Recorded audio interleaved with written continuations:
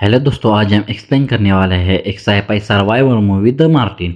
इस मूवी में दिखाया गया है कि नासा की एक टीम मार्स पर मतलब मंगल ग्रह पर एक ऑपरेशन के लिए भेजी जाती है, लेकिन मंगल ग्रह का वातावरण खराब होने के कारण उस मिशन को बीच में रोकना पड़ता है और अर्थ पर मतलब पृथ्वी पर वापस आना पड़ता है। लेकिन उसी टीम में से एक मेंबर मंगल ग्रह पर ही फंस जाता है। अब पूरे मंगल ग्रह पर वही अकेला और इकलौता इंसान था जो पूरे मंगल ग्रह पर मौजूद था और उसको वहाँ पर 4 साल बिताने थे अगली टीम के इंतजार में। तो ये नासा का एस्ट्रोनॉट कितने दिन तक सर्वाइवर कर पाता है इस मंगल ग्रह पर, चलिए देखते हैं।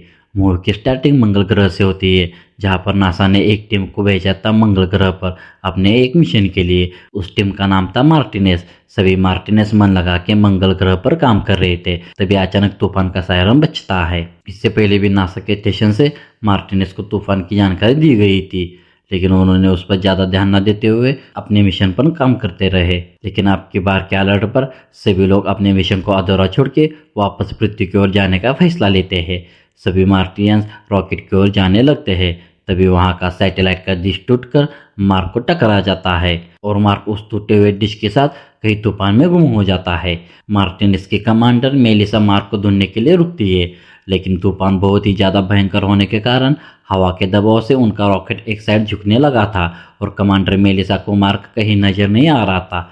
सब लोग मार्क को मारा हुआ समझकर सभी लोग मंगल ग्रह को छोड़ के पृथ्वी की ओर बढ़ते हैं। दूसरे दिन मार्क के मरने की खबर पृथ्वी पर आग की तरह फैल जाती है, लेकिन मार्क मंगल ग्रह पर मिट्टी में बेहोश होकर गिरा था। मार्क को जैसे ही होश आता है वैसे मार्क उठने की कोशिश करता है, लेकिन उसके पेट में डिश का एक एंटेना का छोटा सा टुकड़ा घुस गया था। मार्क वैसे ही उस टुकड़े के साथ केबिन में आता है और केबिन के अंदर आने के बाद मार्क उस टुकड़े को निकालता है। मार्क देखता है कि उसके पेट पर गहरा घाव बना है।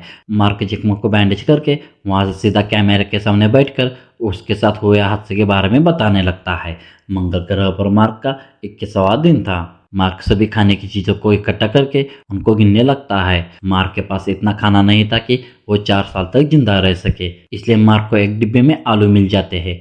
मार्क अब मंगल ग्रह पर आलू की खेती करने की सोचता है, क्योंकि यही एक रास्ता था मंगल ग्रह पर जिंदा रहने का। और ऊपर से मार्क एक बॉटनिस्ट था, इसलिए उसको इन सभी चीज़ों की अच्छे से नॉलेज थी। मार्क आलू की खेती के लिए जरूरत की सभी चीज़ें ढूंढने लगता है और खेती के लिए जगह बनाने के लिए लैब के अंदर की कुछ चीज़ों को लैब से बाहर रखता है। अब मार्क को मंगल ग्रह पर 21 दिन हो चुके थे। मार्क मिट्टी को लैब के अंदर लाके खेती की प्रोसेस करने लगता है, लेकिन उसके लिए उसको चाहिए था पानी, जो मंगल ग्रह पर मिलना नामुमकिन था। इसलिए मार्क अपना दिमाग लगा के पानी को तैयार करने की सोचता है। मार्क हाइड्रोजन और ऑक्सीजन को मिला के पानी तैयार करने की सोचता है। मार्क पानी के पहले ही प्रशिक्षण के दौरान लैब में बहुत बड़ा धमाका हो जाता है और पहला प्रशिक्षण यहाँ पर असफल रहता है और दूसरे प्रशिक्षण के समय मार्क पूरी तरह से सेफ्टी यूज करता है, इसलिए उसका दूसरा प्रशिक्षण अच्छे से काम करने लगता है और मार्क पानी के प्रकल्प में कामयाब हो जाता है। मार्क को अब मंगल ग्रह पर 54 दिन हो चुके थे और उन्होंने बोए हुए आलू की खेती कामयाब हो जाती है। 54वें दिन मंगल ग्रह पर आलू का एक छोटा पौधा जन्म लेता है, जिसका मार्क अच्छे से वेलकम करता है। दूसरी तरफ मैंडी नाम की लड़की, जो नासा में सैटेलाइट कम्युनिकेशन को देखना उसका काम था, उसको मंगल ग्रह की कुछ तस्वीरें मिलती है, जिसमें साफ साफ दिखाई दे रहा था कि तूफान में बिखरी हुई चीजें एक जगह पर लाई है। मैंडी ये बात अपने सीनियर्स लोगों को बताती है। साथ ही साथ मार्क की जिंदा रहने वाली बात पृथ्वी पर सभी लोगों को पता चलती है। मार्क को मंगल ग्रह पर अब 70 दिन हो चुके थे, इसलिए मार्क अब मंगल ग्रह से कैसे निकले उसका प्लान बनाने लगता है। मार्क को पता था कि नासा का अगला मिशन मंगल ग्रह पर 4 साल बाद होने वाला है, जो उसकी जगह से 3200 किलोमीटर दूर था। इसलिए मार्क 4 साल तक जिंदा रहने की प्लानिंग करने लगता है। पहले तो वहां तक जाने की सोचता है, लेकिन उसके पास एक बैटरी पर चलने वाली इलेक्ट्रिक गाड़ी थी जो सिर्फ 35 किलोमीटर चलती थी। मार्क अपना दिमाग लगा के उस गाड़ी की बैटरी लाइफ को मार्क दोगुना करता है। मार्क को अगले वाले मिशन की जगह पर पहुंचने के लिए 50 दिन लगने वाले थे। मार्क को मंगल ग्रह पर 79 दिन हो चुके थे और मार्क ने लैब के अंदर 400 से ज़्यादा आलू बोया था। वही आलू के पेड़ पूरी तरह से तैयार हो चुके थे। मार्क सभी आलू के पेड़ से आलू को निकाल लेता है और नए आलू मिट्टी में बो देता है, जिससे और नए आलू तैयार हो सके।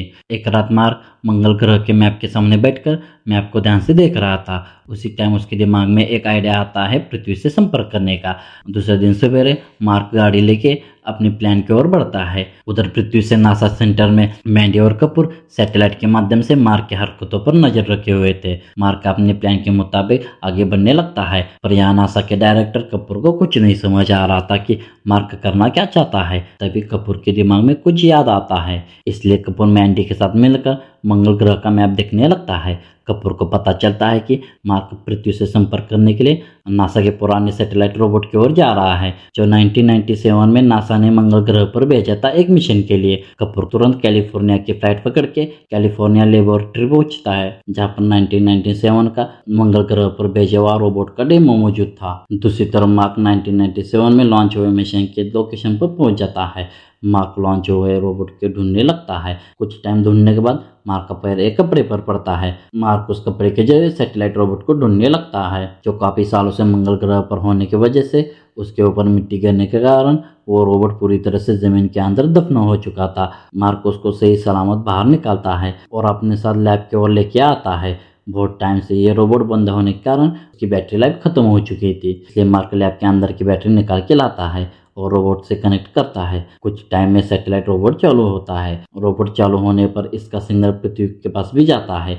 मार्क अपना दिमाग लगा के नासा सेंटर्स के लिए एक मैसेज लिखता है, क्या मेरा सिग्नल आ रहा है? तो नासा सेंटर यस बोल देती है। नासा सेंटर का यह जवाब सुन के मार्क बहुत खुश होता है। मार्क और नासा के बीच में बातचीत शुरू होती है। नासा सेंटर मार्क के सभी फ्रेंड्स को एक वीडियो मैसेज भेजता है, जिसमें मार्क जिंदा होने की जानकारी दी जाती है, लेकिन ये जानकारी मार्क के फ्रेंड्स को मंगल ग्रह छोड़ने के 4 महीने बाद दी जाती है। मार्क के दिन मंगल ग्रह पर अच्छे चल रहे थे, लेकिन एक रात लैब में बहुत बड़ा धमाका होता है और पूरी लैब उस धमाके में उड़ जाती है। मार्क ने लगाए हुए आलू की फसल भी उस धमाके के साथ साथ उड़ जाती है।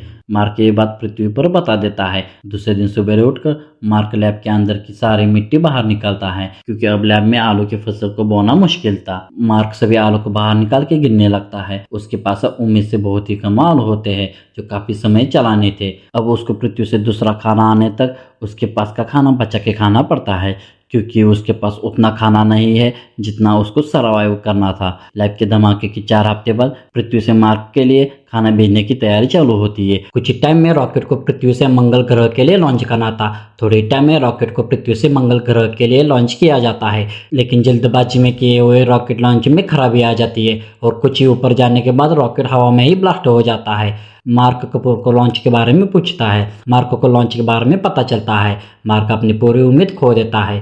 दूसरी तरफ रॉकेट ब्लास्ट होने की खबर चाइना स्पेस सेंटर में देखी जाती है और चाइना नासा की हेल्प करने की सोचता है। रिच नाम का एक बंदा जो अपने काम में बहुत ही स्मार्ट होता है, वो नासा जाके मार्क को बचाने का प्लान बताता है। नासा सेंटर में जितने भी लोग मौजूद होते हैं उन सभी को रिच का प्लान ही पसंद आता है, लेकिन इसमें एक दिक्कत होती है। मार्क को बचाने के चक्कर में मार्क के फ्रेंड्स का 533 दिन का सफर और भी बढ़ने वाला था, इसलिए ये डिसीजन से भी नासा सेंटर के लोग मार्क के फ्रेंड्स के ऊपर छोड़ देते हैं। नासा सेंटर से भी क्रू को एक ईमेल भेजती है, जिसमें मार्क को बचाने का प्लान होता है। सब क्रू साथ में बैठकर मार्क को बचाने के लिए तैयार होते हैं। मार्क को भी इस प्लान की जानकारी भेजी जाती है। अब मार्क को बचाने की तैयारी चालू होती है। ईंधन के सिवा 533 दिन का एक्स्ट्रा खाने पीने की सभी चीजें रॉकेट के जरिए स्पेस में भेजी जाती है। इस बार मिशन सक्सेसफुल हो जाता है। स्पेसशिप में ईंधन कम होने के कारण क्रू का स्पेसशिप मंगल ग्रह के पास जाएगा, लेकिन मंगल ग्रह पर नहीं उतरेगा, क्योंकि स्पेसशिप में इतना ईंधन नहीं है कि वो मंगल ग्रह पर उतर सके। इसलिए मार्क को मंगल ग्रह पर ही मौजूद एक रॉकेट में बैठकर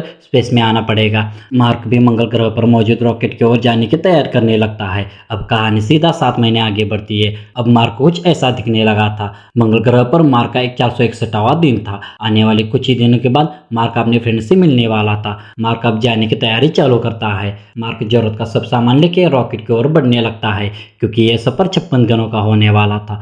मंगल ग्रह पर 517 दिन होने के बाद मार्क को पृथ्वी से एक मैसेज मिलता है, जिसमें कहा गया था कि जो रॉकेट मंगल ग्रह पर मौजूद है उसमें ईंधन की कमी है, इसलिए रॉकेट को अगर मंगल ग्रह से बाहर लेके आना है तो इसमें जो भी जरूरत का सामान नहीं है उन सबको निकाल के बाहर फेंकना पड़ेगा। मार्क रॉकेट के पास पहुंचता है और जिस भी सामान के रॉकेट में जरूरत नहीं है उसको मार्क निकाल के बाहर फेंकता है।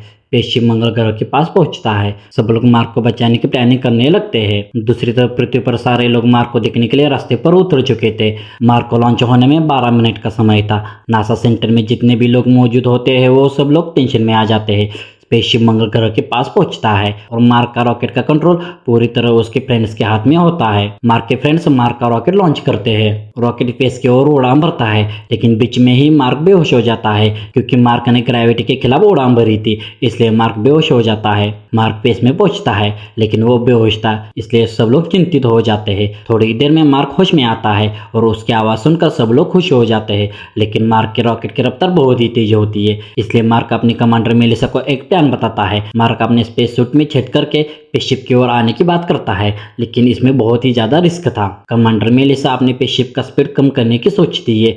शिप का स्पीड कम करने के लिए मेलिसा आगे का केबिन उड़ाने की सोचती है, जिससे एक धमाका होगा और शिप की रफ्तार कम हो जाएगी।